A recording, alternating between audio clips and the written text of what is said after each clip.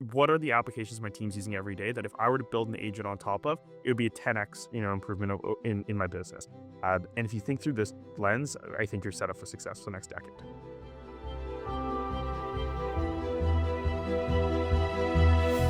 Public software stocks have lost over $1 trillion this year. 300 billion vanished in a matter of days. Everywhere you look, questions the same. Is SaaS dead? Welcome back to AI and PE, the future of value creation. Today we're talking about whether AI is fundamentally disrupting the SaaS model and what private equity firms need to do right now. I'm joined by Adam Silverman, one of the AI leaders in the space. In these mini episodes, we usually focus on three things you need to know for AI and PE, but Adam and I spend a lot of time in the market. And as we sit here in March of 26, there's one story that's dominating AI and the PE landscape, and that's AI's disruption of SaaS businesses. We're going to spend a lot of time talking through just what is happening in the market today, both in the public market, but importantly in the private market.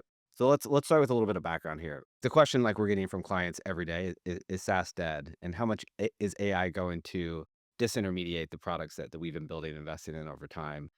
And like I think that's the right question. Is SaaS dead? But I think it's more nuanced than that. Like Adam, like what are you actually seeing in the market right now? By no means is SaaS dead. I think that what you're going to see over the coming months is that there's going to be companies who just go completely AI first. And when I say AI first, I don't just mean having like a chatbot in your website or something like that. I'm saying, are you going to be able to have an MCP? Are you going to have an API that's agent accessible? Are you going to be able to take your data and connect it to the bleeding edge, companies like OpenAI and Claude and all these different companies that exist out there? I think these are the companies that are, when you think SaaS is dead, these are the ones who are not going to die. But if you have legacy players who are putting gates and making it very hard to access their data and making it very difficult for people to go build, use AI on top of their data. That's where you see huge, opportunities for disruption in the market. And that's, maybe some of the SaaS vendors I would consider more in that dead category. So it is really this transition. I think that, across every industry, people are adopting OpenAI, they're adopting Claude. They're really trying to see how can I revolutionize my workflow. And the reality is there's legacy systems that hold a ton of data. And if you can't access this data and make sense of it and be able to actually do something with it, uh, as a person who's selecting a new vendor, that's something you should be thinking through is like, is this company going to allow me to go and utilize this amazing technology directly against the data that I've already been storing within a legacy system for years? I think that's right. Like if you're a SaaS business, whether it's horizontal or vertical, and you're not allowing your customers to get access to data, you're dead. Like I think that is absolutely right. And you see this, it's so funny. You see this in like vertical software over the years, whether it's construction, healthcare, et cetera. So many of those vendors that had sizable market share wouldn't really let you get at the data. I mean, it was their defensibility, and it was much harder to switch.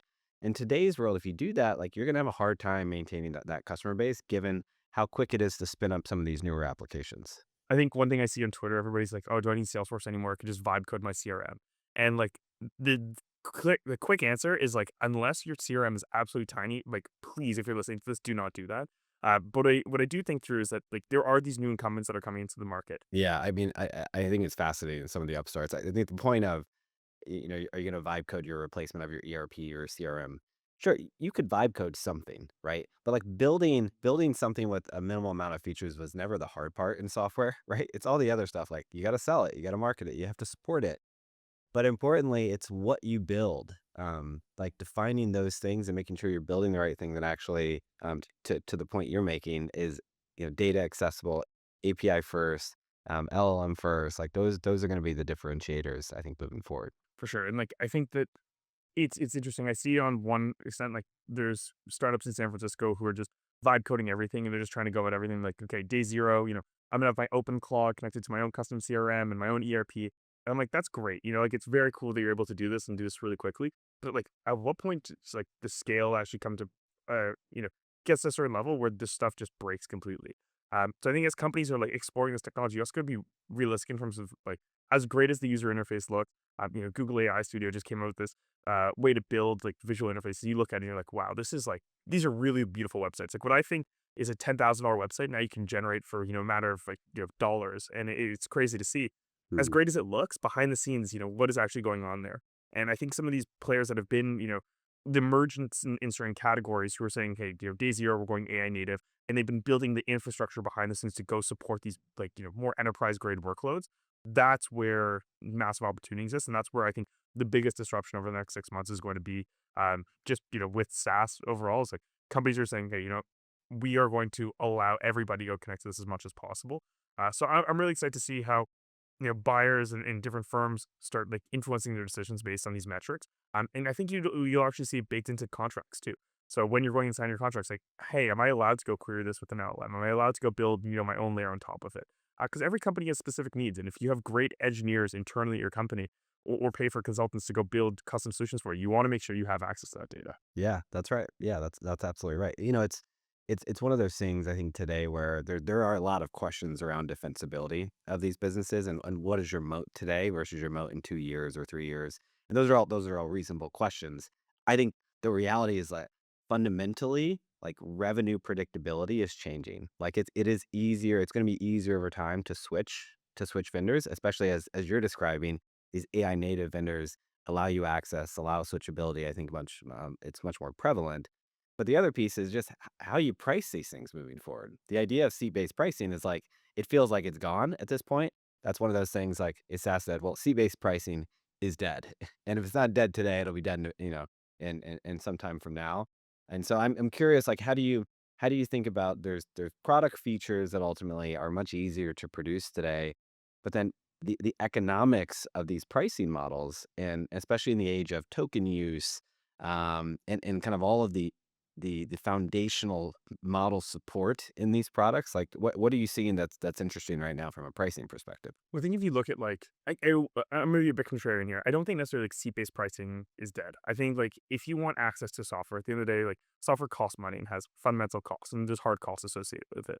But we're starting to see this big movement on like the variable cost, piece. So you see it with like Notion, you see it with Perplexity, you see it with every OpenAI with Anthropic, all these folks.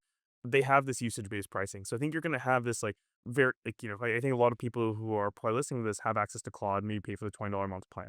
And the second you run out of that, Claude is this little thing that comes up and it's right when you need it most. And it says, hey, you can actually start paying per token or pay per message.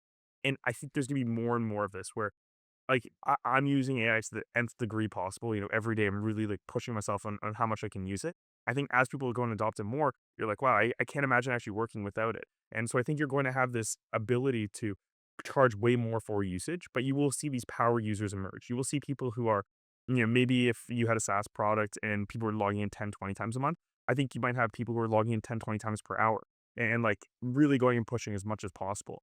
I think it's been interesting to see like how companies are changing where they might have had 600,000 queries in ChatGPT a month 6 months ago. Now they're at 6 million queries per month. So you are seeing this like usage, change quite a bit. But I think that there will be some type of blended form. Like I think at the end of the day, you want to, some companies are going on the extreme end, just pay for usage. And I think there's definitely business models to be made there if your product's that sticky. But I don't think like seat-based pricing is going anywhere. But there will be these kind of new, like kind of levers to pull in a lot of regards there. Yeah. Yeah, I think a fascinating kind of emerging area is like how do you sign up for outcomes or efficiencies or cost savings as a software vendor, which is a bit of a new paradigm, I think, for a lot of these players. But if agents are going to be doing X amount of the work moving forward based on the software product you provide and the series of agents you provide, well, how do you actually price that? Is it based on usage or is it based on some quantifiable outcome that's generated by the actual products themselves? Yeah, I think everybody's thinking about this. I don't think there's like a silver bullet quite yet in terms of it. And I think this is like, it's going to be a exciting thing to track over the next year or two of, okay, where is this, is this moving target? Are we paying for like outcomes? Um, I think you can have, an incredible research report created by Claude in a matter of, minutes. But what do you do with that? Is this actually Mhm. going to be useful? I think as great as is creating these artifacts, you still need somebody to implement it. And you still need a team to go and like action it. And as great as agents are and OpenClaw and Paperclip and all these things that are coming out now on the open source side, I think there is a very big need to still have humans who are like, okay, great, I have this information now. I got to go do something with it. So I think a lot of people are trying to do outcome based pricing for AI, and it's very hard because at the end of the day, if you don't have like a human as an actuator to go take this information and do something with it, oftentimes it's going to like eat, sleep, and breathe in your chat window. And this is something that we got to continue to watch and see kind of how kind of how the world shapes based on it. Yeah. Yeah, agreed. Agreed. The level of customization, people monitoring, actually consuming this stuff, I think is important. Let's talk a little bit about just moats in general, I think right now. And maybe let's tie moats into, how are SaaS businesses rethinking like finance and back office as a part of this, like where there could be pretty substantial cost around it. But for software providers and product teams, where do you think defensibility is moving forward? Is it their data? Is it their openness? To your point earlier, what do you think it looks like? I think the great thing about all the legacy players is that they have the distribution mode from day zero.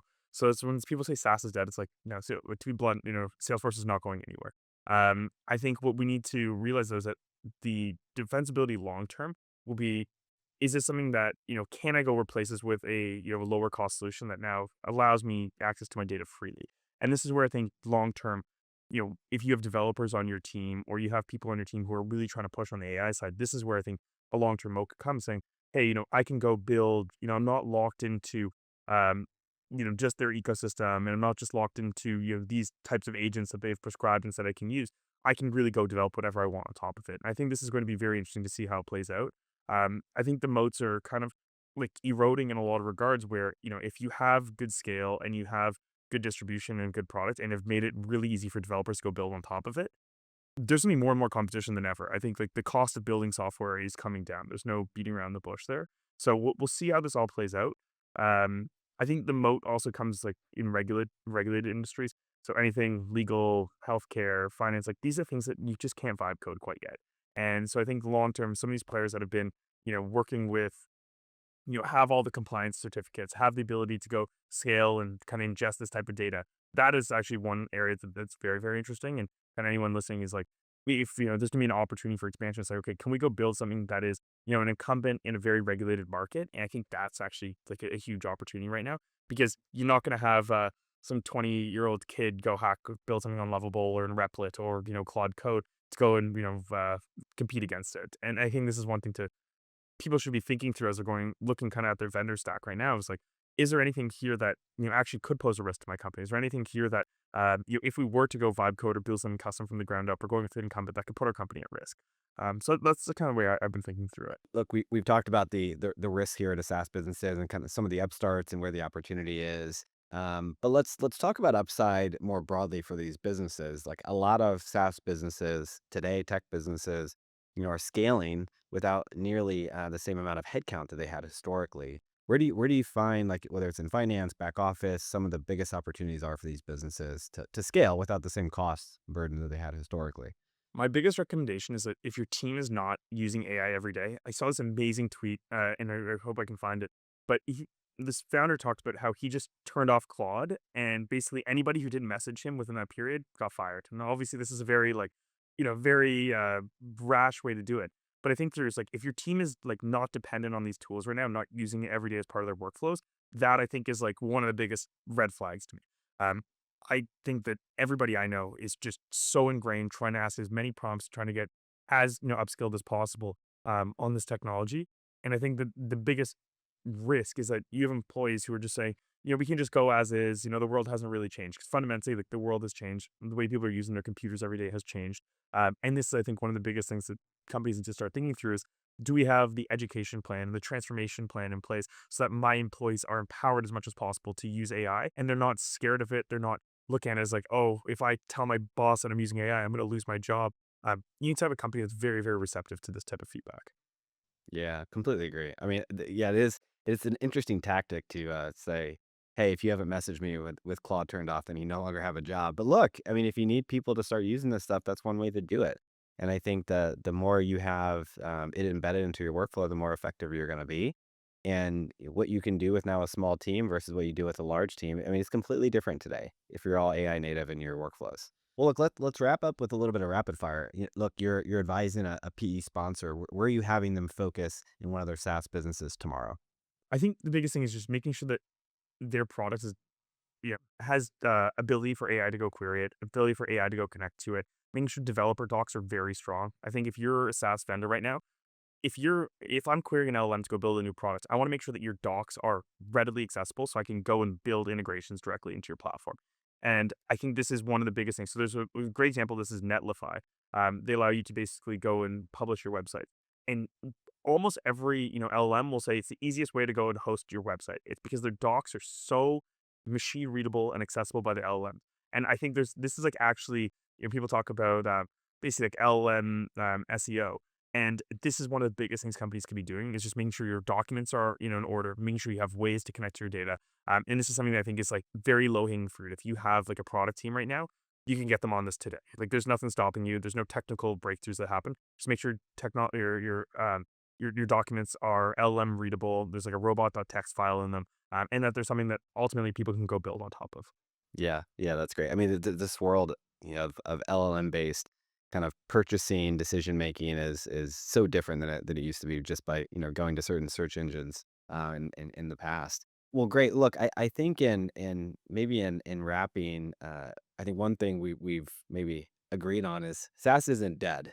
Uh, it's just evolving, right? And I think that the winners here are going to be the companies that are data first, accessible, and that are building AI features that leverage the best of LLMs. What are some parting thoughts for the audience on where SaaS is today and where it's going?